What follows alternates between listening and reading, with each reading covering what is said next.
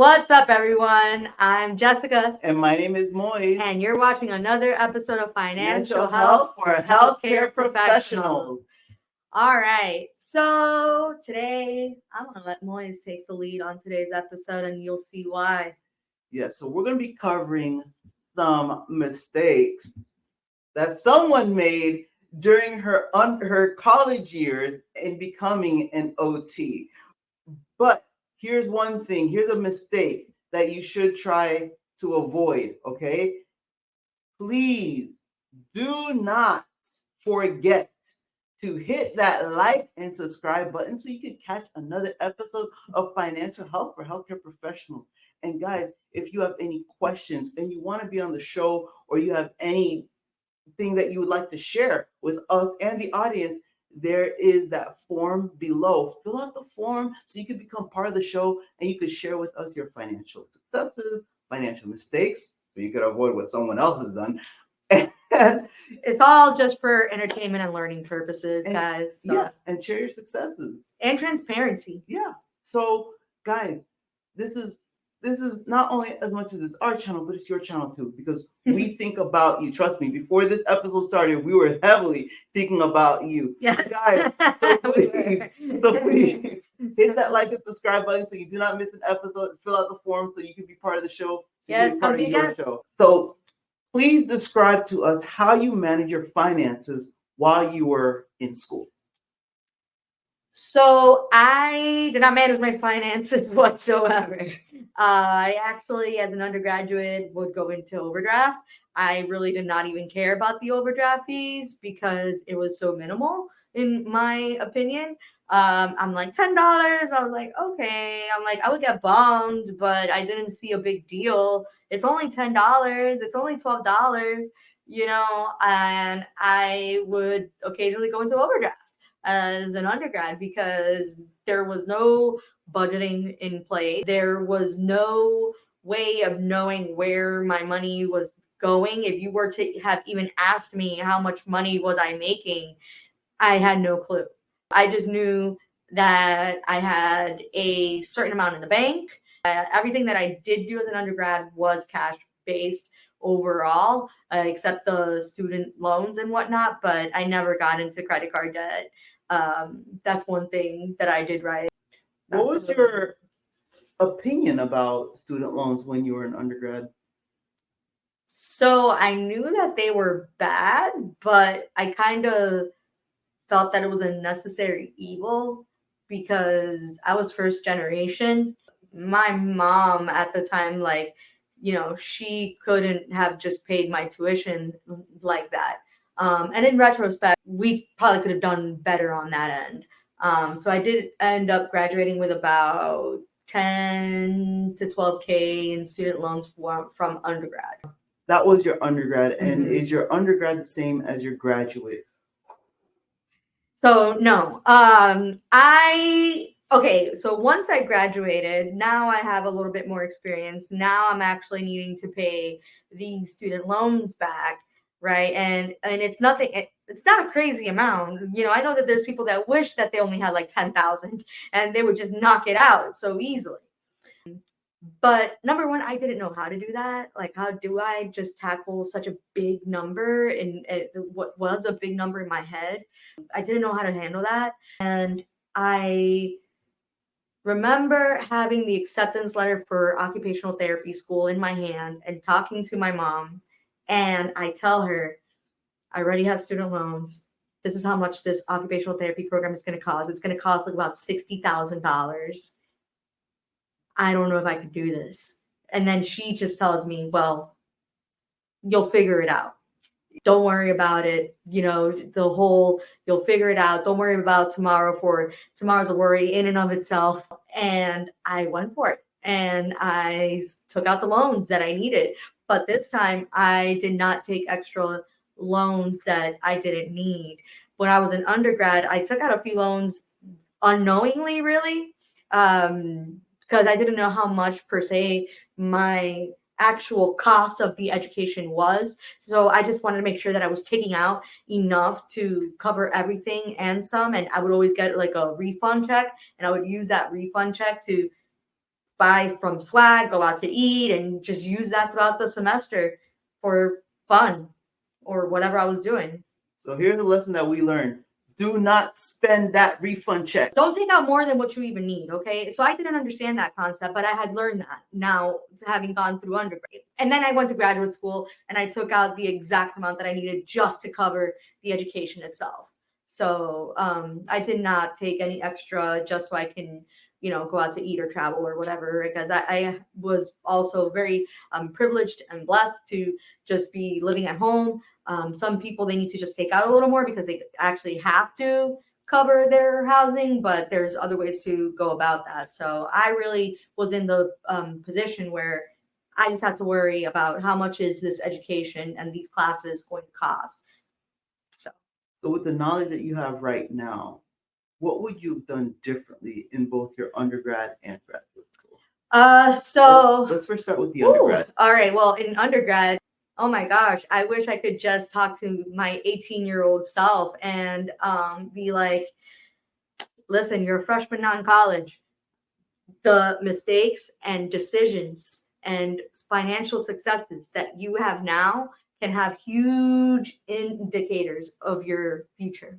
Okay. That you need to learn how to budget. You need to know where every dollar is going. And if you don't care now, I promise you, you probably will care later. You're not going to be in the little college bubble forever. And in graduate school, what would you have done different? I would have maybe waited and would have not gotten fixated on I need to be like a rehab tech making $8 an hour or $9 an hour or whatever.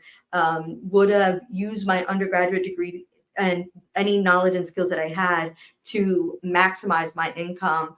Like what if instead of finding that $8 or $9 job just so I can say that I'm a rehab tech and it's going to help me get into OT school, what if I just would have gotten an insurance company sales representative customer service type of thing, maybe making 20 at the time and made 40,000 a year, living at home, like I said. So if I just would have waited a couple of years, okay, 2 years, I could have saved enough to pay for my education in cash and would have avoided the student loans altogether. But no, I needed to go to graduate school right then and there, and it's now or never. And if I don't do this now, then I just don't know what I'm going to do with myself, and my life is over. And those are serious thoughts that I had. And when you are in desperate situations, you make desperate decisions that can have very bad implications for your future. Instead of trying to figure out how do we work around this so we can reach this goal of going to occupational therapy school debt-free, I didn't ask myself that, like, how can we do this in a debt-free way, or how can we pay for this? No, my mom didn't have $60,000 just like that, so I just took out the loans. But instead of asking the right questions and instead of trying to use the skills and knowledge that I had, trying to increase my income in whatever way that I could, I decided to just take out the loans and just go for it. So 3 takeaways. Do not accept more loans than you need to.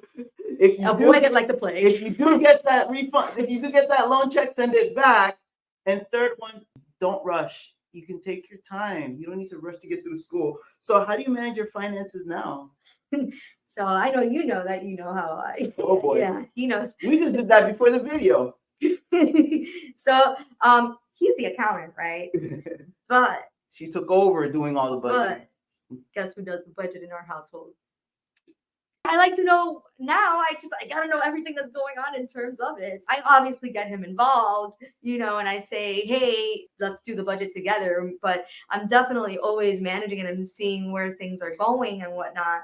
But no, I mean, I know we have not ever overdrafted. Number one, that's different. If you want to compare it to where I was at 18, I would hope that would be different. But that wouldn't fly in our marriage, especially not with me. So, but yeah, we're not overdrafting. We know where every dollar is going. We know how much we're actually spending on groceries and gas and all the essentials that we need for, just our living expenses. And there are literally no secrets among us when it comes to our finances. We're very open, and we just keep track of it. What can I tell you? And we set goals. We have a S word and a B word: savings and buffer. Yeah, we have a buffer. We managed to basically save our 6-month emergency fund now, and so yeah, we're doing the best that we can, and it has led to a lot of financial peace. So let me ask you, a lot of people want to become a nurse. They get into nursing, they all this debt, then they're like, I don't want to be a nurse, but I still want to work in healthcare. Let me become a therapist. Or some of them are like, oh, well, I want to be a doctor, but I don't want to become a doctor anymore. Let me see what nursing does. Or they get into therapy and they're like, I don't like this branch of therapy. Let me get into this other branch of therapy. So what advice do you have for people who are starting to get in? They're either unsure or they kind of know what they want, but later on they may want to change. So what's your advice on for those people? So use whatever knowledge you have to maximize your income. Like you're gaining if you go to PT school, OT school, nursing school, PA school, you're going to have a certain set of skills that you gain in school throughout that time there. And you might as well just utilize it to the best of your advantage to increase your income by adding value to the marketplace in one way or another. What if instead of just being a clinical PT, you start maybe expanding your knowledge about dietary stuff, and now you can implement a program within your within your clinic that given that your employer can work with that, and you can provide a service that can lead to the expansion of your clinic and make you more money. So it's not this, I'm going to have to be a physician or I'm going to have to be a therapist, and if I go and become a therapist and I can't do anything. Healthcare is so malleable that you're never stuck in one area. And if you have a nursing degree, and you're just like, I don't want to do this anymore, then find out what can you do with that nursing degree that is different. If you don't want to be a doctor anymore, what can you do with that medical degree that can still make you some income, and how can you add value to the marketplace? Those are my thoughts. Just not having to stay in one place and think that this is the thing that I got to do until I retire. Life is not even really like that. Right now, I'm considering personally getting a master's in business administration because my current employer is going to reimburse me for it, and that will give me other opportunities. So it's kind of where I'm at, to see where life leads you, and remember that your career is malleable. And I would also like to add, just test the waters before you get into it. Interview people, maybe work around that field to see how these employees how they handle the day-to-days, what it's like before you actually get into studying it. When you test the waters, it will save you thousands and thousands of dollars of mistakes and classes that you'd regret taking in the future. And if you're burned out, a lot of times, like the reason why people regret, like, oh, I don't want to do this, is like they feel burnt out, or the second that they just see something that they don't like, oh, well, I'm out. So do your research, know what you're getting into, analyze why you want to get into it, and how is it going to be beneficial to you. If you already got that degree, see how you can maximize it and what you can do with it, and see how you can add value. And one last question. This is about people who already have that degree and who's already in their field, but they have student loans. What's your advice on them handling the student loans? I would have to say that, number one, don't think that just because it's a big number that it's insurmountable.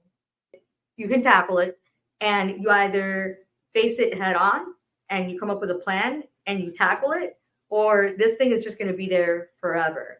So if you're the type that is, well, I'll get it forgiven in 25 years. I don't recommend that because you don't even know, like if it's going to be forgiven. We've been talking about student loan forgiveness forever, and some people are still waiting on it. You don't know if that's going to be you. So don't depend on the government, and come up with your own plan. And don't subject yourself to public student loan forgiveness when they say, oh, well, you can get forgiven in 10 years. What if you want to move? What if a life-changing event and can't work for a certain period of time? Now you don't qualify. So there's so many things that go into play. And so my biggest advice is don't think it's insurmountable. Handle it yourself and don't depend on the government. And I would come up with a plan.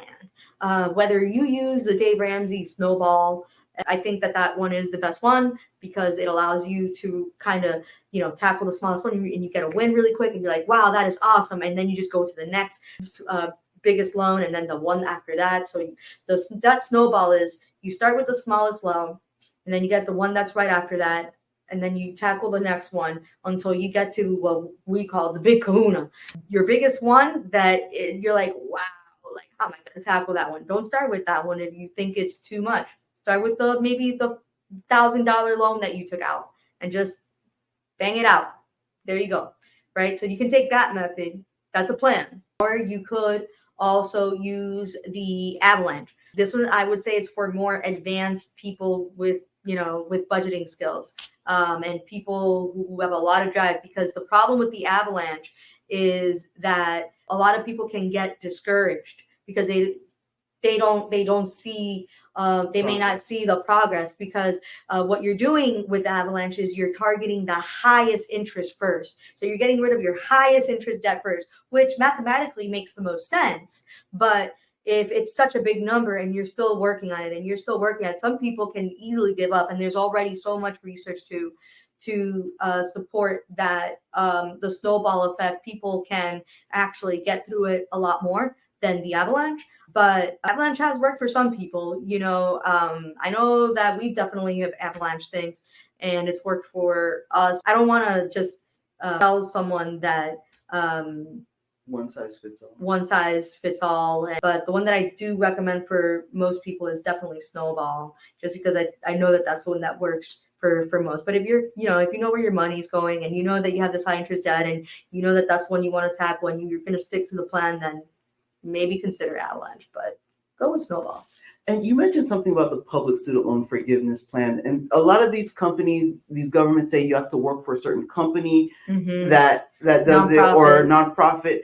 And the problem is it restricts you from the potential earnings that you could have made working at a private institute that would have helped you pay your loan faster. But because you're keeping your hopes on this program, and let's say something happens, life happens, you miss the payment, or you can't pay, the next thing you know, you're completely disqualified. So now you're in your 8th year in this program to pay it down. One slight thing happened and you're completely disqualified after 8 years of missing a very high earning potential. Yeah, you don't want to put yourself in the hands of the government. Take control of your own money. Exactly. Well, that's all the questions that I have for you, Jessica. Well, I hope that this was of value to you, and that it was just useful, and that you learned something. I'll see you all in the next one. Bye. Bye.